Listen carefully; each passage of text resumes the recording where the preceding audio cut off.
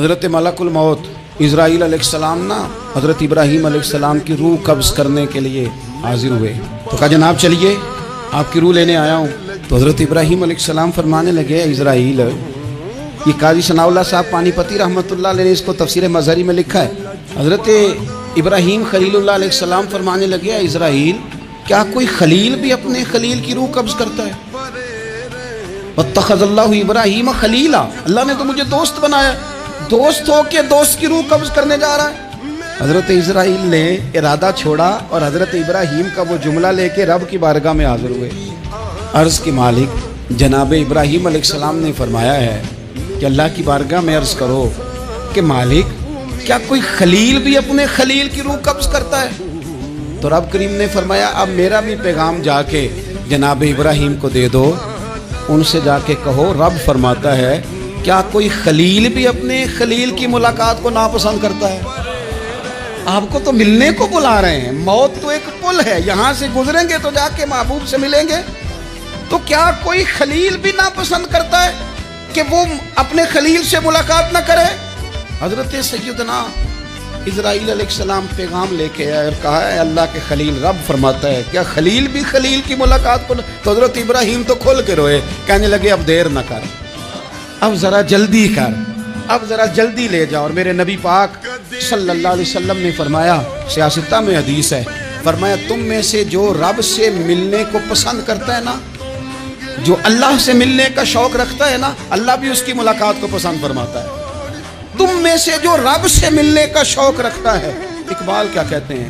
کہتے ہیں تیرے عشق کی انتہا چاہتا ہوں، تو میری سادگی دیکھ میں کیا چاہتا ہوں، میرا ذرا سا تو دل ہے مگر شوق اتنا، میں وہی لن ترانی سنا چاہتا ہوں، مالک میرا دل کرتا ہے میں تجھ سے کہوں رب عارلی، میں تجھے دیکھنا چاہتا ہوں اور تو مجھے کہے لن ترانی، تو نہیں دیکھ سکتا، میرا ذرا سا تو دل ہے مگر شوق اتنا، میں بھی وہی لن ترانی سنا چاہتا ہوں۔ پھر خود ہی کہنے لگے وہ بھری بزم میں راز کی بات کہہ دی، میں بڑا بے ادب ہوں سزا چاہتا ہوں۔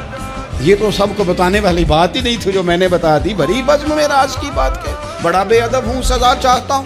اللہ تعالیٰ نے قرآن مجید میں ارشاد فرمایا کہ انا انزلناہ فی لیلۃ القدر، فرمایا بے شک ہم نے اس قرآن پاک کو لیلۃ القدر میں نازل کیا، قدر والی رات میں نازل کیا۔ وما ادراک ما لیلۃ القدر، قرآن مجید کے انداز پر غور فرمایا، فرمایا تم کیا جانتے ہو کہ لیلۃ القدر کیا ہے، تمہیں کیا خبر ہو کہ لیلۃ القدر کیا ہے؟ اس کی اہمیت دیکھیے۔ میں کہا کرتا ہوں کہ صرف اس ایک فکرے کو دیکھ لیا جائے، وما ادراک ما لیلۃ القدر، اور تم کچھ جانتے ہو کہ لیلۃ القدر کیا ہے، تمہیں کیا خبر کہ لیلۃ القدر کیا ہے؟ لیلۃ القدر 1000 مہینے سے بہتر ہے۔ ان آیات کو دیکھیں اور ساتھ نبی پاک صلی اللہ علیہ وسلم کا وہ فرمان دیکھیں جس میں حضور علیہ الصلوۃ والسلام نے فرمایا تمہارے پاس ایک مہینہ آ رہا ہے رمضان کا، اس میں ایک رات ہے جو 1000 مہینے سے بہتر ہے، اور یہ لفظ کتنے جھنجھوڑنے والے ہیں۔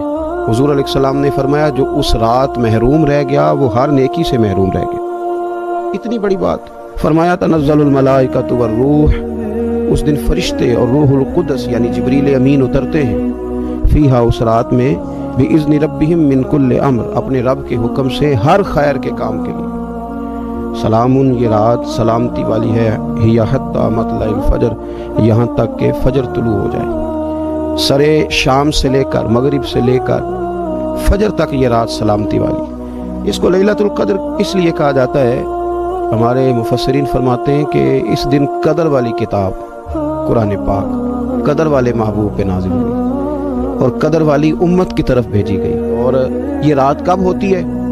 صحیح حدیث میں موجود ہے، نبی پاک صلی اللہ تعالیٰ علیہ وسلم نے فرمایا کہ اسے رمضان کے آخری عشرے میں تلاش کرو۔ گویا یہ جو 5 طاق راتیں ہیں نا، 21ویں، 23ویں، 25ویں، 27ویں، 29ویں، ان طاق راتوں میں اس رات کو تلاش کرو۔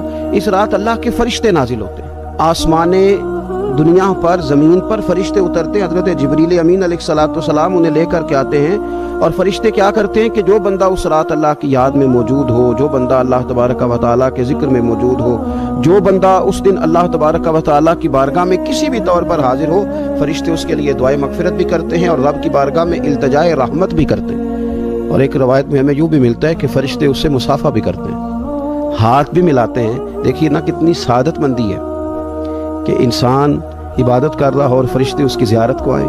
ہمارے صوفیاء فرماتے ہیں تو پکا پروگرام بنا لے عبادت کا، فرشتے کئی بار تیری زیارت کو آیا کریں.